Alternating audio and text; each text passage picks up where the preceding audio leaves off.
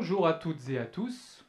Nous sommes ravis de vous retrouver avec Charlotte pour ce sujet, pour ce nouveau rendez-vous de l'actu consacré à un sujet marquant de l'actualité, à savoir l'affaire du groupe Orpea, mais plus globalement sur la situation des EHPAD en France et également de la situation de la place de nos aînés dans notre société.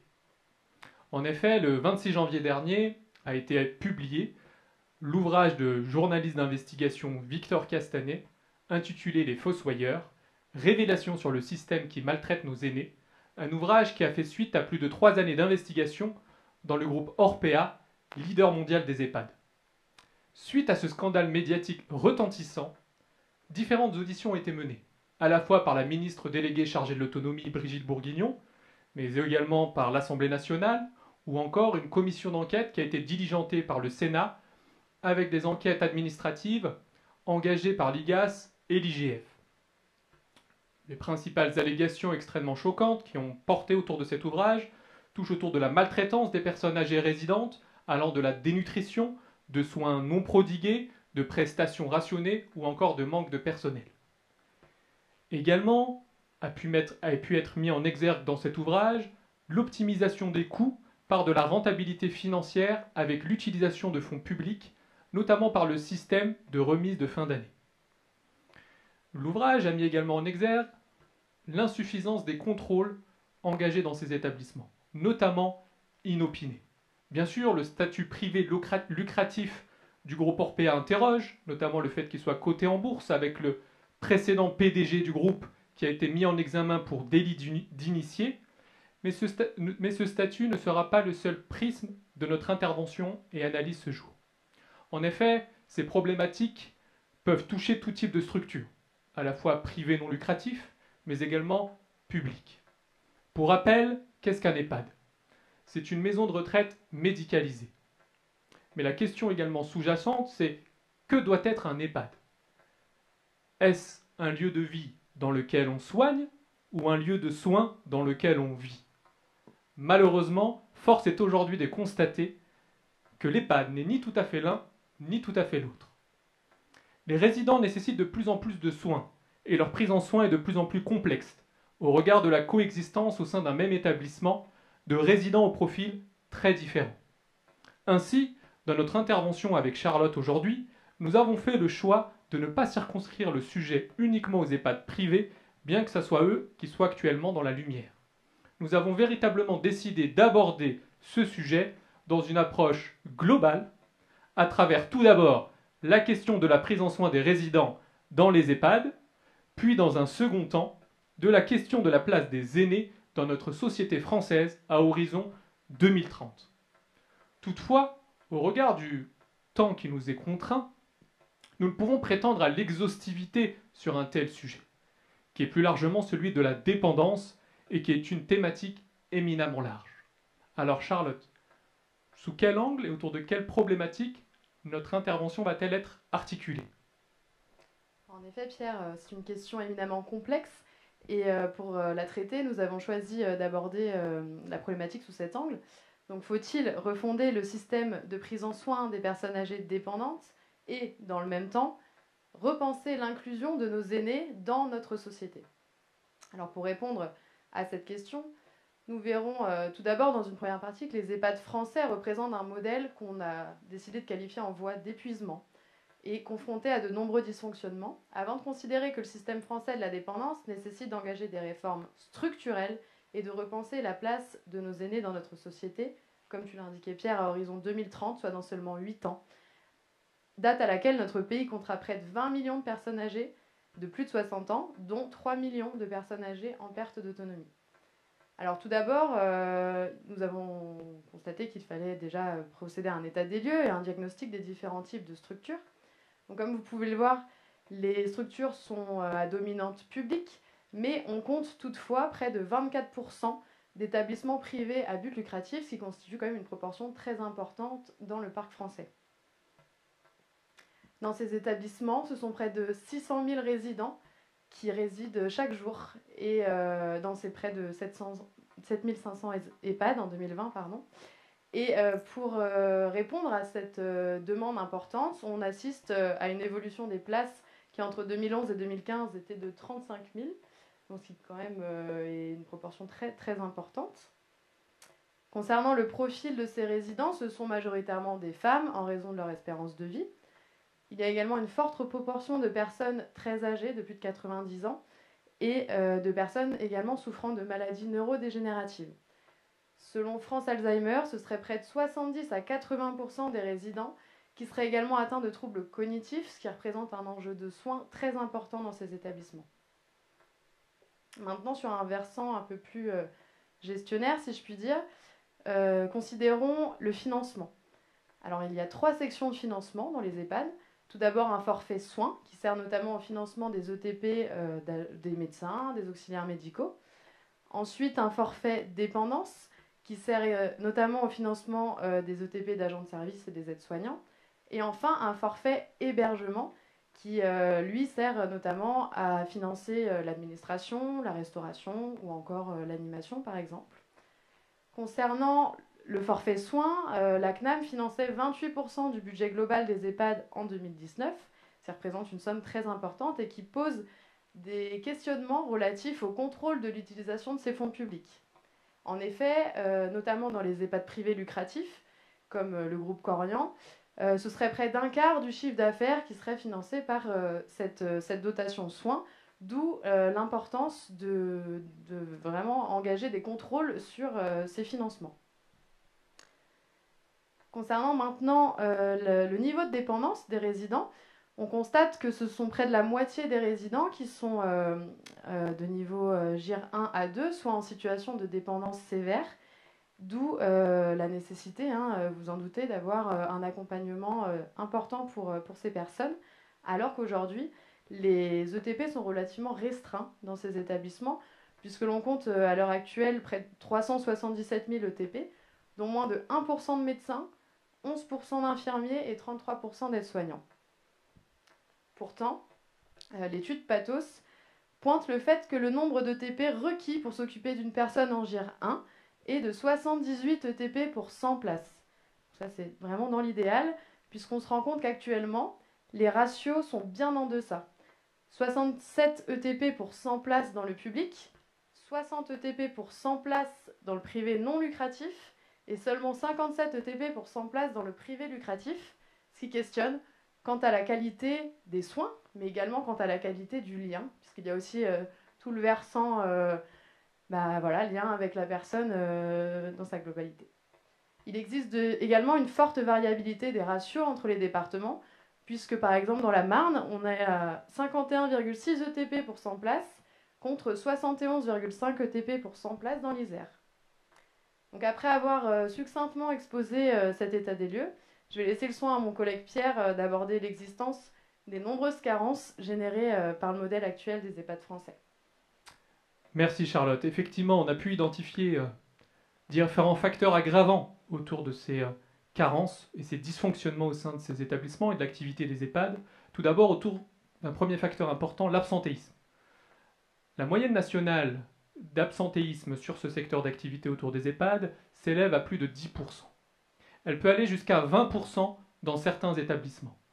Ces absences sont souvent palliées par de fréquents recours à des faisans fonction d'aides-soignants, notamment par des personnes non diplômées ou en cours de formation. Il existe également un fort turnover des équipes, ce qui pose des problématiques importantes à la fois dans le suivi des résidents, mais également dans la formation continue du personnel qui vise à leur monter en compétences. On note, particulièrement dans ce secteur des EHPAD, un taux d'accident de travail 2 fois supérieur à la moyenne nationale, toute activité confondue. Et tenez-vous bien, encore plus élevé que dans le secteur du BTP. Par ailleurs, les difficultés importantes et structurelles concernent à la fois le recrutement et la pérennisation du personnel, à la fois pour les professionnels médicaux, mais également pour les professionnels non médicaux. Ainsi, plus de 32% des EHPAD ne déclaraient aucun ETP de médecin coordinateur en 2018, et un quart fonctionnait avec un temps de médecin coordinateur inférieur au seuil réglementaire, alors que le rôle du médecin coordinateur est essentiel en EHPAD. Ces difficultés se couplent également à la pénurie de médecins traitants acceptant de se déplacer en EHPAD, ce qui conduit à un recours fréquent aux urgences pour suivi de pathologies chroniques. Enfin, on a pu également noter de véritables questions éthiques qui se posent au regard des droits des résidents, notamment celles d'aller et venir, qui ont été davantage mis en exergue durant la pandémie, et également d'expression et de vie sociale de ces résidents, qui nécessitent de revoir profondément le fonctionnement notamment des conseils de la vie sociale. On note également un traitement des signalements et des événements indésirables avec de véritables dysfonctionnements dans ce traitement, mis en lumière à la fois par les rapports du défenseur des droits, mais également par le comité consultatif national de l'éthique. Alors Charlotte, quelles seraient les solutions et mesures structurelles afin de pallier aux carences de ce modèle à bout de souffle? Alors déjà, Pierre, je tiens à souligner que les solutions existent et sont nombreuses. Toutefois, pour ce faire, il est impératif de penser des réformes structurelles et également de repenser plus globalement la place de nos aînés dans notre société.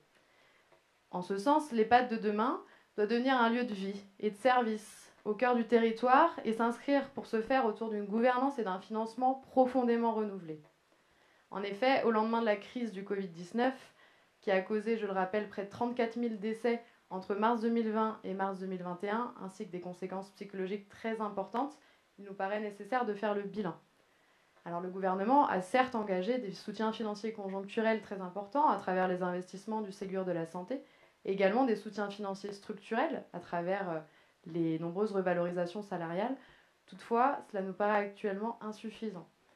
En effet, il est indispensable aujourd'hui de penser une réforme d'envergure telle que celle de la loi Grand Âge, appelée des vœux de votre rapport, Monsieur Libault, Grand Âge et Autonomie, qui a été remis en mars 2019. Ce rapport fait donc suite à une concertation nationale qui a engagé près de 414 000 participants citoyens et qui a débouché sur 175 propositions pour une réforme ambitieuse de la politique du grand âge. Parmi ces propositions, notamment concernant plus particulièrement les EHPAD, un plan de rénovation des établissements, en particulier publics, de 3 milliards d'euros sur 10 ans et l'augmentation de 25% des effectifs d'ici à 2024. Toutefois, pour l'heure, et au vu du contexte politique, il faut se contenter des dispositions votées dans la LFSS 2022. Ainsi, à nos yeux, Pierre et moi avons souhaité nous positionner, et il nous apparaît clairement qu'il faut privilégier l'association du modèle privé non lucratif et du modèle public. Cette hypothèse ne fait actuellement pas pour le moment encore consensus au sein de la Commission des affaires sociales, mais elle n'est toutefois pas écartée. En effet, selon nous, l'hébergement de personnes âgées dépendantes ne devrait pas, tout simplement, profiter à une activité lucrative dont le but est de générer par essence du profit, et ce parfois aux dépens de la bientraitance de personnes vulnérables. Dans ce cadre, il nous paraît important de garantir la qualité dans ces établissements, et ce notamment à travers la certification de la Haute Autorité de Santé, que l'on retrouve, je vous le rappelle, dans tous les établissements de santé. Et il s'agit également de garantir des évaluations et des contrôles réguliers, mais également inopinés, a priori tous les 2 ans, selon les ambitions du plan de contrôle annoncé par le gouvernement le 8 mars dernier. Avant de penser ce changement complet de modèle, il s'agit tout d'abord de simplifier la gouvernance en identifiant un chef de file qui nous paraît logiquement pouvoir être le conseil départemental en raison de sa nature légale de chef de file de l'action sociale. Comme le préconise la Cour des comptes et également le rapport Vachet de septembre 2020, il s'agit également de simplifier le financement à des fins de plus de lisibilité à la fois pour les gestionnaires mais également pour les familles. Cela pourrait notamment passer par la fusion des forfaits soins et dépendance qui pourraient potentiellement être pilotés par le conseil départemental. La question des contrats pluriannuels d'objectifs et de moyens doit également être abordée à des fins davantage de simplification. Enfin, dans ce mouvement général, il faut penser la coordination des acteurs, et ce, à travers notamment la promotion du dispositif d'appui à la coordination des parcours complexes qui entrera en application à l'été 2022. Donc également, afin de répondre aux besoins grandissants à venir, il s'agit de poursuivre les efforts quant à l'attractivité des métiers du grand âge, en s'appuyant d'une part sur les préconisations du rapport El Khomri, mais également en massifiant les campagnes nationales de communication et pourquoi pas en maximisant ses efforts à travers des dispositifs ciblés tels que le contrat d'engagement jeune, qui est entré en vigueur le 1er mars dernier. Enfin, il s'agit d'accélérer le virage domiciliaire, en améliorant notamment la coordination et les conditions de travail du secteur de l'aide à domicile, qui, je le rappelle, sans qui cette transition ne pourra tout simplement pas avoir lieu. Dans le même temps, il s'agit de bâtir une véritable stratégie de prévention et de la perte d'autonomie qui semble aujourd'hui incontournable pour répondre à ces nombreux enjeux. Alors afin de réussir à relever ces nombreux challenges, en quoi la création de la 5e branche autonomie peut-elle constituer une opportunité de fonder le service public territorial de la dépendance? En effet, Charlotte, la loi du 7 août 2020 relative à la dette et à l'autonomie a créé un nouveau risque et une nouvelle branche consacrée à l'autonomie. C'est la Caisse nationale de solidarité pour l'autonomie, la CNSA, qui est chargée de la gestion de cette nouvelle branche de la sécurité sociale en lien avec ses réseaux, les conseils départementaux, les MDPH et les ARS. Il est désormais inscrit dans le Code de la sécurité sociale que la perte d'autonomie est un risque assuré par la nation à chacun, indépendamment de son âge et de son état de santé. Concrètement, cela traduit une nouvelle ambition pour le maintien de l'autonomie et la mise en place de politiques publiques en ce sens. La branche autonomie gère à la fois les dépenses liées à l'autonomie des personnes âgées et des personnes handicapées, qu'il s'agisse du financement des établissements et des services qui les accompagnent ou des aides individuelles qui leur sont versées. Un peu plus de 2 milliards d'euros ont été affectés pour amorcer la création de cette 5e branche. À partir du 1er janvier 2024, une fraction des recettes de la CSG lui sera dévolue. C'est donc un démarrage modeste au regard des besoins relatifs aux défis démographiques qui nous attend, notamment à horizon 2030. Par ailleurs, la branche autonomie participe également au financement du congé de proche aidant. Face à ces besoins pour la dépendance qui ont notamment été estimés dans le rapport de Dominique Libaud, entre 9 et 10 milliards d'euros par an d'ici 2030, alors même que l'état des finances sociales actuelles sont fortement impactés par la crise sanitaire, quels moyens et quelles solutions apporter pour le financement de cette branche autonomie et assurer un véritable service public à la hauteur de ces enjeux. Le rapport de Laurent Vachey, remis sur la branche autonomie au gouvernement le 14 septembre 2020, a notamment porté sur le financement de cette 5e branche. Le texte propose différentes pistes de financement. Nous n'allons pas toutes les traduire ici, mais certaines de ces pistes ont alerté notre intérêt particulier et se complètent avec des propositions que nous faisons avec Charlotte. Tout d'abord, des mesures de transfert, notamment sur des fonds de réserve des retraites, pour être aussi une affectation de recettes supplémentaires dédiées à cette branche autonomie. Des mesures également d'économie, par le biais de réduction de niches sociales et fiscales. Mais également de recours à des taxations obligatoires, que ce soit sur le prélèvement autour des transmissions des plus hauts patrimoines financiers, mais également sur la taxation de dividendes des très grandes entreprises qui, notamment en cette période de crise sanitaire, ont réalisé en 2020 plus de 36 milliards d'euros de dividendes et 52 milliards en 2021. Il nous semble impérieux et nécessaire en termes de justice sociale et de solidarité à l'effort national que ces taxations puissent être mises en œuvre pour pouvoir financer et assurer des recettes nécessaires autour de cet enjeu qui touche toutes les catégories de personnes. Bien sûr, le déploiement également de cette politique autour de l'autonomie et plus particulièrement de la dépendance qui nous intéresse aujourd'hui doit se faire au cœur des territoires. Il nous semble important de pouvoir mettre en œuvre un véritable service public territorial de l'autonomie.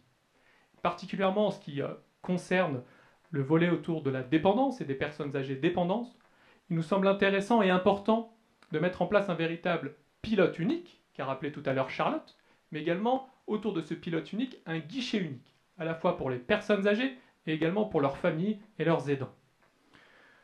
Ce service public territorial de l'autonomie aura également pour vocation de pouvoir mettre en place une véritable évaluation des demandes et une orientation adaptée pour chaque situation rencontrée. En outre, elle s'assurera d'une véritable coordination des acteurs, à la fois les acteurs sanitaires, sociaux, médico-sociaux, mais également sur tout le tissu partenarial, que ce soit en s'appuyant autour des collectivités locales, des CARSAT, des gérontopoles, avec toute l'activité autour de la gériatrie et de la gérontologie. Tout cela doit se développer également non pas uniquement sur le même prisme de l'EHPAD d'aujourd'hui, mais de l'EHPAD de demain. Un EHPAD avec un nouveau modèle, notamment ouvert sur son territoire. Un exemple nous a saisi à travers des initiatives locales, notamment celui de l'EHPAD de l'abbaye de Saint-Maur-des-Fossés, un établissement qui accueille à la fois une crèche et un théâtre et qui contribue grandement à l'ouverture de l'EHPAD sur l'extérieur. D'autres modes d'habitat existants et complémentaires doivent également se développer et être renforcés, avec un soutien massif de la puissance publique. On pense particulièrement aux habitats partagés, inclusifs, aux MARPA, qui sont pilotés par les MSA, ou encore aux colocations intergénérationnelles, tout en renforçant le virage domiciliaire et tout l'axe autour de la prévention qu'a évoqué également Charlotte. En outre, autour de cette vision globale du service public de l'autonomie, il nous semble également nécessaire de repenser la place et l'inclusion de nos aînés dans la société, notamment en favorisant leur mobilité, en favorisant leur intégration sociale en tant qu'acteurs à part entière. Il nous paraît important de rompre avec cette vision négative de la vieillesse comme étant un poids ou un fardeau, mais véritablement de tendre vers un regard où c'est un atout pour la société, notamment par le développement des liens intergénérationnels, mais également par la valorisation des aidants, à la fois par leur statut et dans leurs droits sociaux. On pense aujourd'hui notamment à l'augmentation qui a été mise en œuvre par le gouvernement du congé proche aidant, mais qui reste encore aujourd'hui insuffisant en comparaison avec différents pays du nord de l'Europe. Justement, en parlant des pays du nord de l'Europe, un modèle nous a particulièrement intéressés, celui du modèle danois, qui nous semble important notamment en termes d'inspiration. Pourquoi ? Tout d'abord, de par sa gestion publique des établissements des EHPAD dans le territoire danois. Une contractualisation est mise en place entre l'État et les collectivités locales, à travers également des contrôles réguliers, des évaluations continues, publiées et accessibles pour tous. Par ailleurs, des services de qualité sont mis en œuvre pour les personnes âgées, et ces dernières sont également au cœur des activités réalisées et mises en œuvre pour elles au quotidien. Les logements sont également adaptés autour d'un environnement qui leur soit le plus familier possible. On voit également un taux d'encadrement très nettement supérieur à ce qu'on voit aujourd'hui en France, à savoir qu'au Danemark, on est sur un ratio de 12 pour 10 résidents, alors qu'en France, aujourd'hui, nous sommes à un ratio de 6 pour 10.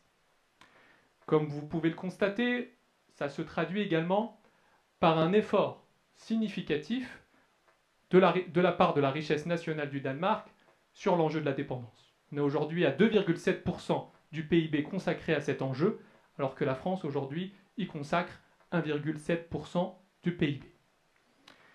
Mais vous pourriez me dire quels impacts et quels effets face à cette dépense publique sur cette politique autour de la dépendance du Danemark. En effet, au Danemark, les personnes âgées sont laissées longtemps à domicile, où elles bénéficient d'aide et de soins coordonnés par les municipalités et des structures qui agissent dans le domaine du care, du soin. En 30 ans, le nombre de personnes âgées admises en EHPAD a été divisé par 3. Aujourd'hui, les résidents des maisons de retraite sont 3 fois moins nombreux que les personnes prises en charge à domicile.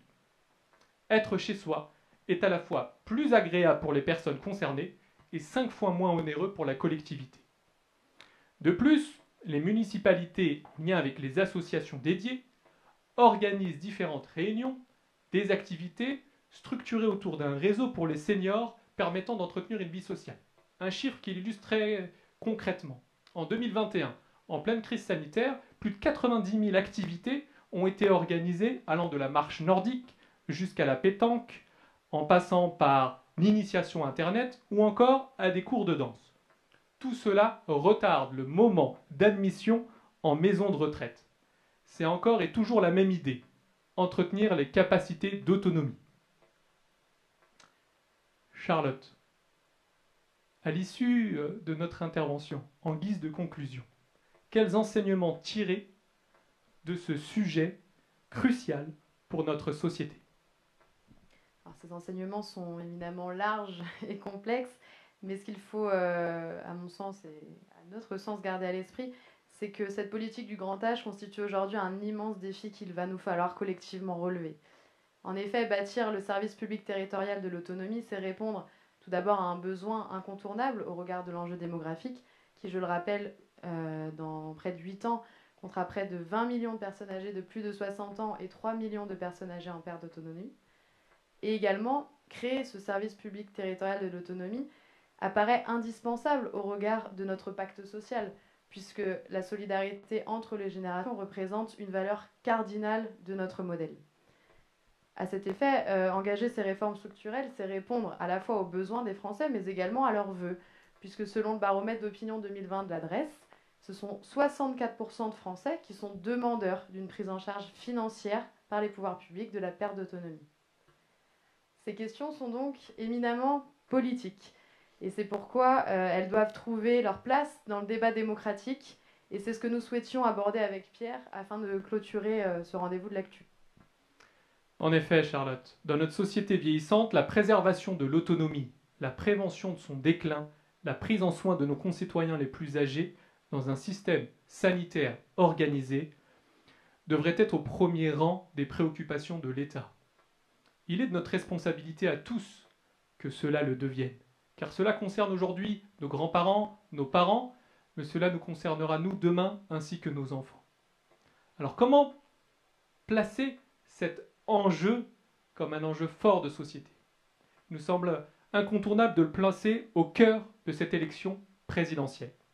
On a pu notamment identifier dans les différents programmes des candidats différentes mesures. Nous n'allons pas là aujourd'hui toutes les énumérer, mais il nous semble essentiel que ce débat, ces échanges nourris, vifs, puissent être menés autour de cet enjeu de société.